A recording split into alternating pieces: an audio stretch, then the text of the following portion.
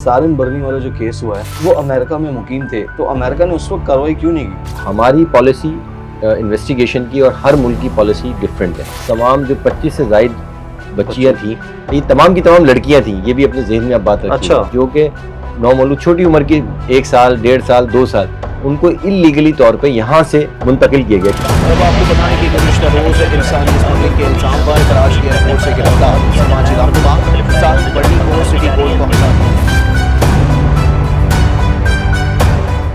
Case के हवाले से मुझे अप्रोच की थी एक बाहर के चैनल ने कि आप इस हवाले से हमें डीपर दें, तो उसने मुझसे एक एंकर ने एक सवाल किया। उसने कहा कि ये कैसा मुल्जिम है कि वो वीआईपी तरीके से अदालत में दाखिल हुआ, ना उसकी हथकड़ी लगी हुई थी, वो कॉटन का सूट पहन के आया था। ऐसे लोगों को क्या सज़ा मिल सकती है पाकिस्तान में?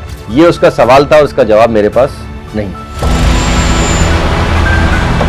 कराची में अगर आप ट्रैवल करें बाय रोड कहीं भी, तो आपको जगह जगह पे चंदा डोनेशन लेने के वो बॉक्स नज़र आएंगे। कोई आपको शादी के लिए जहेज़ दे रहा है, कुछ शादी का खाना दे रहा है, कोई आपको बीमारी का इलाज करा रहा है। तो इस एनजीओज़ के पास पैसे कहाँ से आते हैं? कौन कौन से जराइम में मुलव्वस हैं लोग? जिस्म फरोशी, क्लिफ्टन थाने जाएं, कितनी लड़कियों ने वहाँ पे स्टेटमेंट दिया है, वीडियोस लीक हुई हैं, लेकिन कार्रवाई नहीं हो सकी। जाहिर बात है कि ये फाइनेंशियली तौर पे बहुत स्ट्रॉन्ग होते हैं एनजीओ। चादरें चढ़ाने वाला और चादरें चढ़ाने के अंदर लड़ाई बड़ाई, ये क्या सूरत हाल है? मैंने आपको पहले बताया ना कि इनको पैसे मिलते हैं। फराज जो हैं वो काम जो कर रहे हैं वेलफेयर उन्होंने उठाई है। ये जिले हैदर की एनजीओ है, उसकी चादर डली हुई कोई नहीं उठा सकता। डेड बॉडी आई, जख्मी आया, इन्होंने अपनी चादर डाल दी। इट्स मीन अब वो प्रॉपर्टी आपकी हो गई है। कई ऐसे वाकयात, मैं इसका चश्मदीद गवाह हूँ, कई ऐसे वाकयात हुए कि इन्होंने फुटेजेस बनवाने के लिए वो जख्मी जो था उसको बर वक्त अस्पताल नहीं पहुँचाया और वो मर गया। सर, कराची के अंदर हाईरूफ गाड़ी जो है सुजुकी की, ये बहुत चोरी होती है। क्या ये चोरी होने के बाद भी एम्बुलेंस में कन्वर्ट तो नहीं हो जाती? वो जो एक वक्त था 90s का जिसमें ब्लास्ट होते थे, टारगेट किलिंग बहुत हो रही थी, अब काफ़ी हद तक चीज़ें कंट्रोल में आ चुकी हैं। लेकिन अब जब कंट्रोल में आ चुकी तो ज़्यादा डोनेशन मिलने का रेशो जो था आपका, वो भी अब कम हो। मतलब ये दुआ करते हैं कि इंसिडेंट हो जाए कोई। बिकेगा तो बिकेगा। मुर्दा और डॉक्टर तो यही दुआ करते हैं।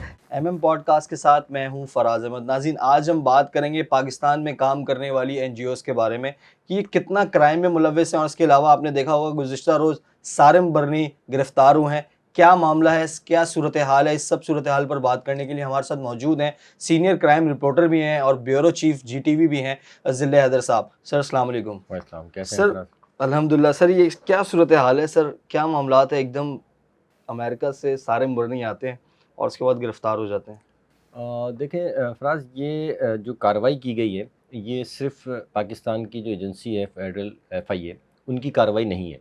ये कार्रवाई असल में मुश्तरका कार्रवाई है अमेरिकन एजेंसी और FIA की।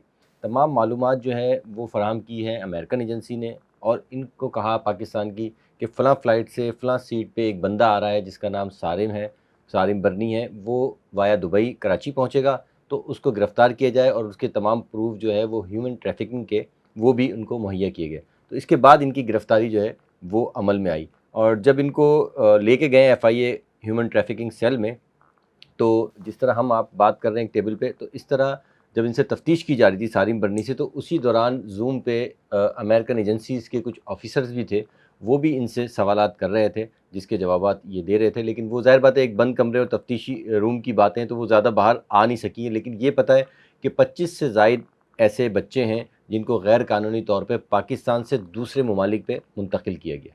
सर ये केस बनता क्या है, और ये 25 से इनके कोई वालिदैन का कुछ अता पता नहीं था बच्चों के? देखें, जो आप प्रोग्राम कर रहे हैं ना फराज, ये NGOs पे कर रहे हैं, तो NGOs के पास बदकिस्मती से हमारे मुल्क में NGO का कोई भी चेक एंड बैलेंस नहीं है। आप उनको जितना चाहे डोनेशन दे दें, जिस मद में दे दें, ना आपसे पूछा जाएगा कि आपके पास ये पैसे कहाँ से आए जो आप करोड़ों रुपए डोनेशन आप NGO को दे रहे हैं। आपके कोई नहीं पूछेगा, बल्कि आप अपने बजट पे ये लिख देते हैं, आप जो अपना रिटर्न जमा कराते हैं उसमें लिख देते हैं कि भाई फ़लाँ NGO को हमने मदद की है और उस पर हमने इसको 10 लाख दिए या 1 करोड़ दिया या जितने भी दिए अपने। तो वो आपसे नहीं पूछा जाएगा कि पहले ही तो ये बताएं ये पैसे आपके पास आए कहाँ से। एक तो हमारे पास ये चेक एंड बैलेंस पाकिस्तान में नहीं है। दूसरा, NGO कितनी NGOs काम कर रही हैं, रजिस्टर्ड कितनी हैं, अनरजिस्टर्ड कितनी हैं, ये भी हमारे पास कोई भी नहीं है। 4 लोग खड़े होते हैं, 2 फैमिली मेम्बर होते हैं, मिल के एक NGO बना लेते हैं और वो काम शुरू कर देते हैं। कोई एजुकेशन की मद में काम शुरू कर देता है, तो कोई कैदियों के लिए काम। आप देखें کہ کراچی میں اگر آپ ٹریول کریں بائی روڈ کہیں بھی تو ایک علاقے سے دوسرے علاقے، تو آپ کو جگہ جگہ پہ چندہ ڈونیشن لینے کے وہ باکس نظر آئیں گے، جگہ جگہ آپ کو اسٹال نظر آئیں گے کہ بھئی اگر آپ نوکری نہیں کرتے تو آپ کو کرنے کی ضرورت ہی نہیں ہے نا، آپ کھانا کھا لیں وہاں پہ آرام سے، ٹھیک ہے. اسی طرح آپ کے پاس آپ نے کوئی بھی چیز کے لیے محنت کرنے کی آپ کو ضرورت نہیں ہے. اتنی این جی اوز ہیں، کوئی آپ کو شادی کے لیے جہیز دے رہا ہے، کچھ شادی کا کھانا دے رہا ہے، کوئی آپ کو بیماری کا علاج کرا رہا ہے. تو اس این جی اوز کے پاس پیسے کہاں سے آتے ہیں؟ سب سے پہلے تو مسئلہ حکومت پاکستان کا ہے کہ وہ ان این جی اوز کو دیکھیں کہ اس کے چلانے والا کون ہے، اس کا ماضی کیا رہا ہے، وہ ماضی میں کیا تھا اور اب وہ کیا ہے. تو جب تک یہ چیک اینڈ بیلنس نہیں ہوگا، جب تک آپ این جی او کو کنٹرول نہیں کر سکتے. سر کیا واقعی پاکستان میں این جی اوز جرائم میں بھی ملوث ہیں؟ دیکھیں جو اعداد و شمار ہیں، کیونکہ ظاہر بات ہے ہمارا پروگرام ہے تو ہم کسی کا نام نہیں لے سکتے، اور نہ ہم صرف یہی کہہ سکتے ہیں کہ اس وقت جو میری نظر سے، مجھے 20-25 سال اس فیلڈ میں ہو گئے ہیں کرائم رپورٹنگ کی، کئی ایسی این جی اوز ہیں، بڑے نام ہیں، کئی ایسے لوگ ہیں ان کے بڑے جن پہ الزام ہے کہ وہ بہت سارے اللیگل کام کرتے ہیں، جس میں منی لانڈرنگ ہے، جس میں بچوں کو کی اسمگلنگ ہے، جیسا کہ یہ کیس سارم برنی کا آپ کے سامنے آیا ہے. آپ کا جو پہلا سوال تھا کہ یہ کس طرح، جو آپ نے سوال کیا تھا وہ بیچ میں رہ گیا. ہوتا یہ ہے کہ آپ نے دیکھا کہ تمام این جی اوز نے اپنے آفیسز کے باہر ایک جھولا لگایا ہوا ہے ایسا ہی ہے. اور کہا کہ آپ اگر اس میں ڈال دیں بچہ، یا اگر آپ ان کی پرورش نہیں کر سکتے تو وہ آپ ہمیں دے دیں. تو یہ بچے اس کے بعد کہاں جاتے ہیں؟ یہ ایک چیک اینڈ بیلنس ہونا چاہیے کہ ایک بچہ آپ کے پاس آیا ہے تو اس کی پرورش کہاں ہو رہی ہے؟ کیا آپ کے پاس ہو رہی ہے؟ دیکھیں ڈونیشن تو آپ اپنے ادارے کے نام پہ لے رہے ہیں نا کہ ہم 100 بچوں کی پرورش کر رہے ہیں، لیکن وہ 100 بچے ہیں کہاں؟ تو یہ چیک اینڈ بیلنس نہیں ہے، جس کی وجہ سے یہ سارم برنی کا جو کیس ہوا ہے وہ ایک بچی ہے حیا، اس کو دبئی لے کے جایا گیا. اس کو جب دبئی لے کے گئے تو اس پہ جو ولدیت لکھی گئی ہے وہ جس بندے کے نام کی لکھی گئی ہے وہ اس کا والد ہی نہیں ہے. وارث نہیں ہے. اگر آپ لاوارث کا دعویٰ کر رہے ہیں تو لاوارث اس سینس میں ہے کہ آپ کو جب اس کے پیرنٹس نے مر گئے، اس کے پیرنٹس اللہ نہ کرے، یا اس کے پیرنٹس نہیں ہیں، یا آپ کو ملی ہے، تو آپ آج کل ہمارے پاس بہت سارے چیزیں ہیں، نادرہ کا ریکارڈ بھی ہے، تلاش بھی ہے، بہت ساری چیزیں، اور جو حکومتی سطح پہ بھی کام ہو رہا ہے. لیکن حکومت کو کوئی اس طرح کے بچے نہیں مل رہے ہیں، لیکن این جی او کے پاس ایسی کثیر تعداد ہے. اسی طرح آپ دیکھیں فراز، جب آپ کسی انسیڈنٹ ہوتا ہے پاکستان میں تو وہاں سب سے پہلے این جی او پہنچی ہوتی ہے، ایسا ہی. پولیس بعد میں جاتی ہے، جبکہ سب سے اچھا نظام پولیس کے پاس وائرلیس کا ہے، لیکن اس کو پہنچنے میں دیر ہوتی ہے. اور آپ کا تعلق بھی میڈیا سے ہے، آپ دیکھیں جتنی جلدی آپ کو ایکسیڈنٹ کی، گولی لگنے کی، قتل کی، زخمی کی آپ کو یہ دیتے ہیں جو ایمبولینسز والے ہیں، اسے پولیس نہیں دیتی. ایسا ہی. آپ کے کال کے بعد وہ پھر وہاں جا کے چیک کرتے ہیں. تو یہ ساری چیزیں اس میں ڈاؤٹ ہے، یہ ڈاؤٹ فل کیسز ہیں، اس پہ چیک اینڈ بیلنس ضروری ہے اور بہت ضروری ہے. سر جرائم کون کون سے جرائم میں ملوث ہیں یہ لوگ؟ جسم فروشی. اچھا جی کئی آپ کلفٹن تھانے جائیں، یہاں پہ کئی ایسے وہ کھلے ہوئے شیلٹر ہوم جہاں پہ کہا جاتا ہے کہ بے سہارا لڑکیاں آ جائیں یہاں پہ ہمارے پاس رہیں. گلشن میں ہیں، کئی علاقوں میں ہیں. ان علاقوں کی حدود میں جو تھانے ہیں، آپ وہاں جا کے ریکارڈ نکال لیں کہ کتنی لڑکیوں نے وہاں پہ اسٹیٹمنٹ دیا ہے اور ان کو بتایا ہے، ویڈیوز لیک ہوئی ہیں، سب چیزیں ہوئی ہیں، لیکن کارروائی نہیں ہو سکی. ظاہر بات ہے کہ یہ فائنینشلی طور پہ بہت اسٹرانگ ہوتے ہیں این جی اوز، اور ان کی تعلقات بھی بہت ہوتے ہیں سیاسی سطح پہ بھی، اور دوسرے بھی فائنینشلی طور پہ بھی بہت اسٹرانگ ہوتے ہیں. تو ان کے خلاف کارروائی کرنا اتنا آسان نہیں ہے. سر یہ این جی اوز کی ہم بات کر رہے ہیں، ہم نے دیکھا ہے کہ ہر دوسرے بندے نے ایمبولینس ایک تیار کی ہوئی ہوتی ہے اور اس کے اوپر اس نے اسپیکر میں لگایا ہوتا ہے کہ اپنا صدقہ خیرات اس میں ڈالیں. اور سر ان کا اگر بایو ڈیٹا نکالا جائے تو کرنگی کے اندر ایک کوئی گھر نکلتا ہے، اس کے اندر یہ 15-16 این جی اوز کا ایک ہی ایڈریس لکھا ہوا ہے. سر ان کے خلاف کوئی کارروائی نہیں ہے. افسوس کی بات تو یہی ہے کہ آپ دیکھیں گے جمعے کی نماز کے بعد آپ مسجد ہو، امام بارگاہ ہو، جو بھی آپ کی وہ ہے مذہبی، آپ وہاں جب باہر نکلتے ہیں تو وہ ایک پرانی سی تصویر لے کے لوگ کھڑے ہوتے ہیں کہ یہ مسجد بن رہی ہے، یہ فلانا چیز بن رہی ہے، تو یہ مردہ خانہ بن رہا ہے، تو ایمبولینس کے لیے پیسے چاہیے، فلاں گاؤں میں چاہیے، ٹھیک ہے نا. اب آپ دیکھیں نا کہ آپ 100 روپے دیتے ہیں اگر اس کو ڈونیشن، تو آپ یہاں سے 1000 میل کا فاصلہ طے کر کے اس کو چیک اینڈ بیلنس کرنے نہیں جائیں گے، اس کو دیکھنے نہیں جائیں گے کہ وہ بن رہی ہے یا نہیں بن رہی. تو جب تک یہ چیز، اس کا یہ لوگ فائدہ اٹھاتے ہیں. اسی طرح آپ خود میڈیا سے آپ کا تعلق ہے کہ ہمارے جو پاکستانی لوگ، اسپیشلی پاکستان کی میں بات کر رہا ہوں، پاکستانی لوگ جب حج اور عمرہ کرنے جاتے ہیں تو وہاں پہ بھی یہ اسی طرح کا انہوں نے اب شروع کر دیا، جس کی وجہ سے وہاں پہ بھی ہم بدنام ہوئے وہاں ہمارے ویزے لگنا مشکل ہو گئے ہیں حج اور عمرے کے، کہ لوگ یہاں سے جاتے ہیں، ٹوٹی مسجدوں کی اور زیر تعمیر مساجد کی تصاویر لے لیتے ہیں اور وہاں جا کے ڈونیشن مانگنا شروع کر دیتے ہیں، جس کی شکایت وہاں لوگوں نے کی وہاں کی گورنمنٹ سے۔ اب ظاہر بات ہے وہ پاکستان کی گورنمنٹ تو ہے نہیں کہ چھوڑ دے، تو انہوں نے پھر ان کے لیے گرفتاریاں کری ہیں، پابندی لگائی ہے، آئے دن وہ اپنے لاز چینج کرتے ہیں، کبھی کہتے ہیں فیملی کے ساتھ ویزا لگے گا، سنگل لیڈیز نہیں جا سکتی، کبھی کہتے ہیں سنگل 24 سال سے چھوٹا لڑکا نہیں جا سکتا فیملی، تو یہ وہ مجبور ہیں یہ کرنے کی، اس سے پہلے تو نہیں تھا نا یہ، اس سے پہلے تو آپ کسی کے ساتھ بھی چلے جائیں، تو یہ ساری چیزیں یہ ہم خراب کرتے ہیں، اسی لیے ہماری بدنامی ہو رہی ہے، پھر ہم کہتے ہیں کہ گرین پاسپورٹ جو ہے اس کی عزت نہیں ہے، اس وجہ سے عزت نہیں ہے، سارا کام آپ حکومت پہ نہیں ڈالیں، میں اور آپ بھی خراب ہیں۔ سر یہ جو یہاں سے نوجوان لڑکیوں کو لے جایا جاتا ہے، اگر ہم انٹیریئر سندھ کی بات کر لیں اور ساؤتھ پنجاب کی بات کر لیں، انہیں کہا جاتا ہے کہ باہر ممالک میں جابس ہیں، یہ بیوٹی پارلرز کی جاب ہے، خاص طور پہ دبئی میں، تو یہ وہاں سے جو لڑکیاں جاتی ہیں ان لڑکیوں کے ساتھ پھر کیا ہوتا ہے سر؟ سر دیکھیں، یہ آپ این جی او سے ہٹ کے کوشچن آ گیا، ٹھیک ہے نا، یہ سوشل میڈیا پہ کام زیادہ ہو رہا ہے۔ اچھا، اس میں یہ ہوتا ہے کہ ایک ایپ بنا دی جاتی ہے جس میں کہا جاتا ہے کہ بھئی ہمارے پاس جابس اویلیبل ہیں آؤٹ آف کنٹری کی، یا پاکستان میں بھی اویلیبل ہیں، آپ نے 1000 روپے دے کے آپ نے ممبر بننا ہے، اس کے بعد ہم آپ کو میسیجز کرتے رہیں گے، جو سوٹیبل جاب ہوگی اکارڈنگ ٹو یور ایجوکیشن، تو اس کے حساب سے آپ کو جاب ہم دے دیں گے، پہلی سیلری ہم لیں گے، وہ باقی سیلری آپ کنٹینیو کریں گے۔ تو لوگ یہ چیزیں اٹریکٹ کرتی ہیں لوگوں کو، اور پھر جب بے روزگار انسان ہوتا ہے تو وہ جاتا ہے، چاہتا ہے کہ میں کہیں نہ کہیں نوکری کروں۔ اب آپ جب اپنا ایکسپیرینس اس پہ شیئر کرتے ہیں نا، کہ فار ایگزامپل اگر آپ نے لڑکیوں کا سوال کیا، اگر وہ لڑکی اپنا ایکسپیرینس شو کرتی ہے کہ اسے پالر کا کام آتا ہے، یا اسے بوتیک کا کام آتا ہے، ٹھیک ہے نا، یا وہ آئی ٹی کی ایکسپرٹ ہے، تو پھر وہ اس کی پروفائل دیکھتے ہیں، اس کی پکچرز دیکھتے ہیں، اور اس کے بعد پھر وہ اس کو ایٹریکٹیو جابس کی آفر کرتے ہیں تاکہ وہ ان کے جال میں پھنس جائے۔ پھر اس کو باہر کچھ 80% ایسی لڑکیاں جن کو نہیں پتہ ہوتا کہ وہ باہر جا رہی ہیں، ان کی کیا جاب ہے، ان کو وہاں پہ کون ملے گا، لیکن جب وہ وہاں جاتی ہیں تو وہ پھنس جاتی ہیں۔ ایسے کئی کیسز ہیں جو میری نظروں سے گزرے ہیں، جن کے پیسے بھی ہو گئے اور ان کی لڑکیاں بہت مشکل سے واپس آئی ہیں، یہاں سے ان کو ٹکٹ بھیجا گیا ہے اور ٹکٹ اور پیسے بھیجے گئے ہیں، اور وہ لے کے پھر واپس پاکستان آئیں گے۔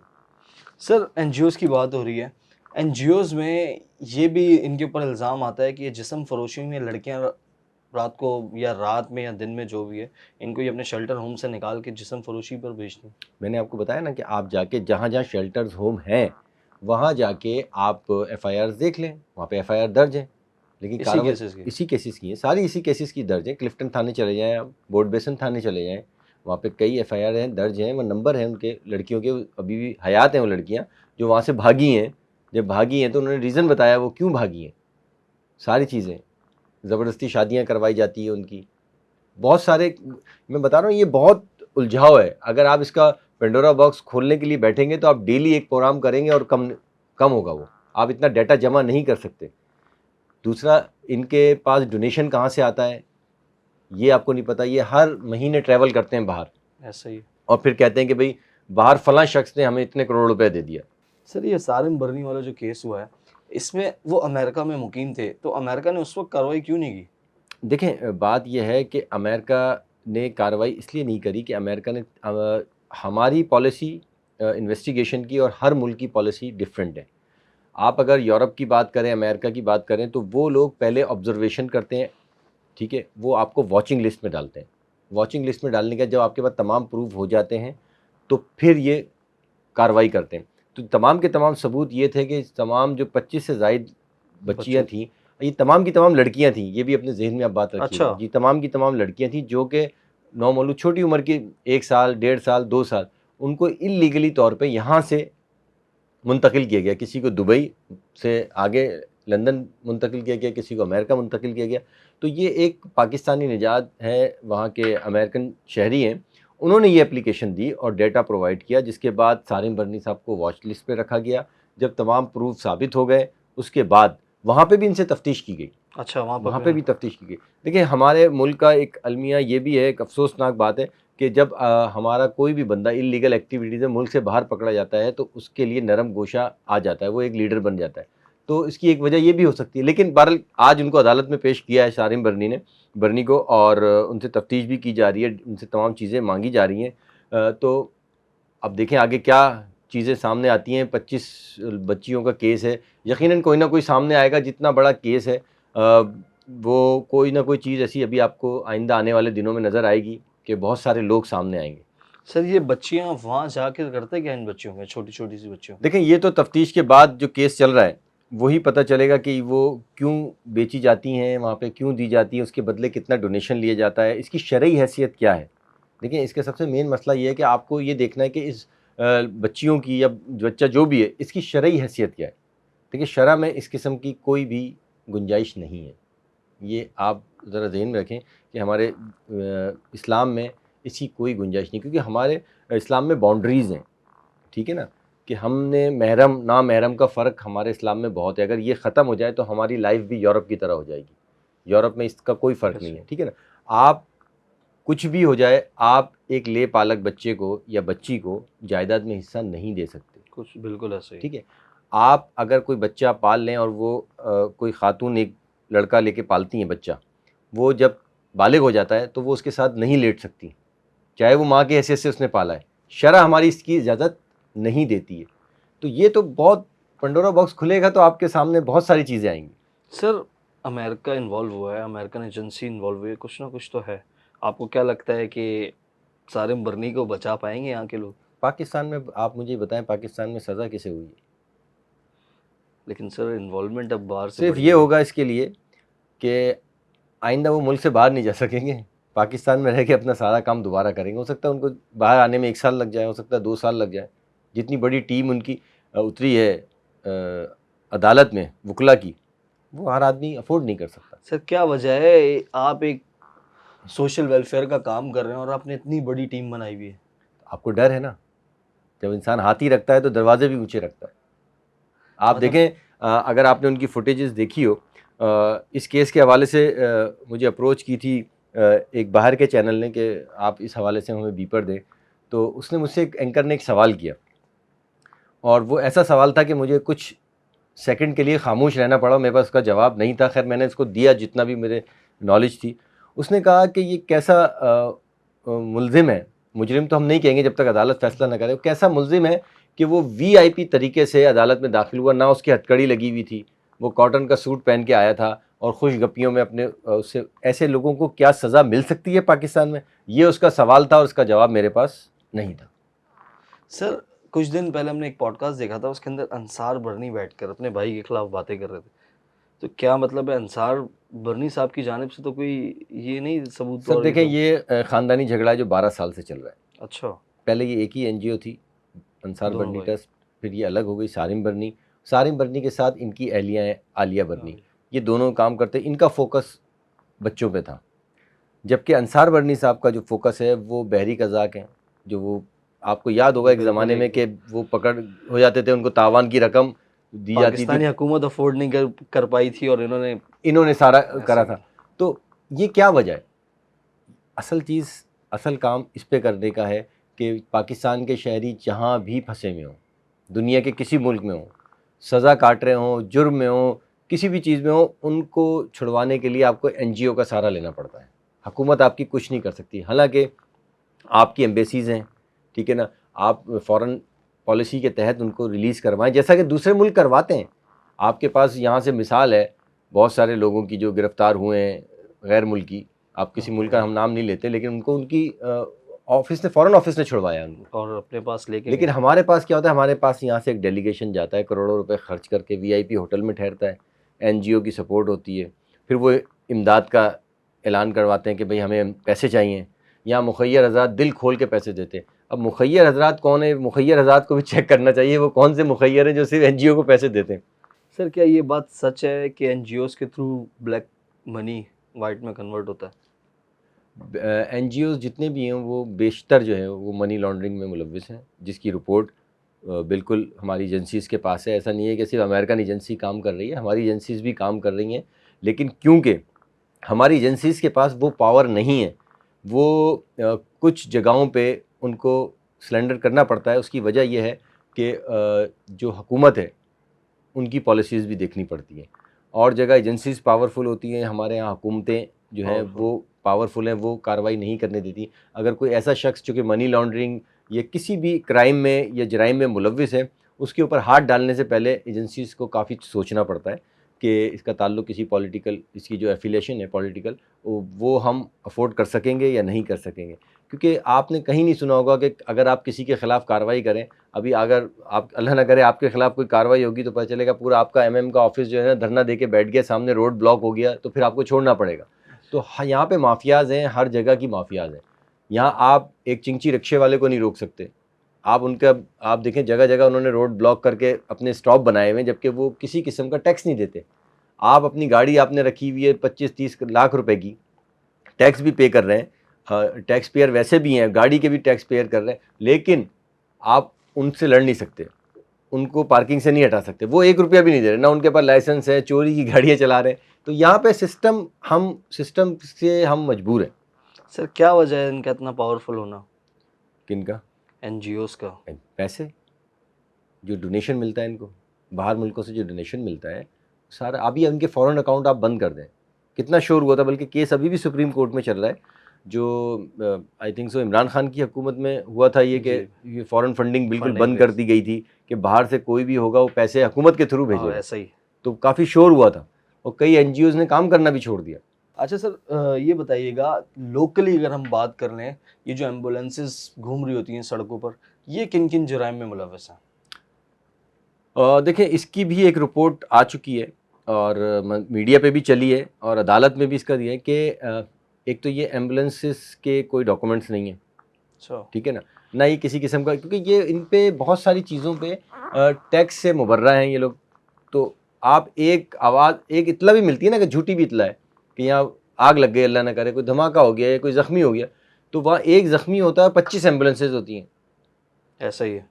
اس کی وجہ یہ ہے کہ ان کو پیسے ملتے ہیں، زخمی اٹھانے کے اتنے پیسے ہیں، یہ پھر تصویریں کھنچواتے ہیں، میڈیا پہ آتی ہیں تصویریں، وہ تصویریں آگے جاتی ہیں، اس کے مد میں ان کو پیسے ملتے ہیں. پیسے کون دیتا سر؟ یہ ڈونیشن دینے والے دیتے ہیں. یہ وہ اچھا وہ دینے والے دیتے ہیں. اگر یہ یہاں آپ جو کہہ رہے ہیں نا یہاں پہ ورکنگ، اگر یہ یہاں ورکنگ نہ کریں تو ان کو ڈونیشن کون دے گا؟ یہ ساری ایک ڈاکومنٹری بنتی ہے، جیسے میں اور آپ ایک براڈ کاسٹ کر رہے ہیں نا، ایک اس کا آپ مونٹاج بنائیں گے، اس کا آپ اس کو پہلے اس کا پرومو بنائیں گے، تو یہ بھی ایک پرومو بناتے ہیں کہ ہم یہ ورک کر رہے ہیں، یہ فلاں جگہ دھماکہ ہوا تھا پاکستان میں، وہ ہم نے کور کیا تھا، ہماری اتنی ایمبولینسز کام کر رہی تھیں، ہمارا اتنا پیٹرول لگا، ہمارے اتنے یہ وردیاں یونیفارم انہوں نے سلوائے ہوئے ہیں.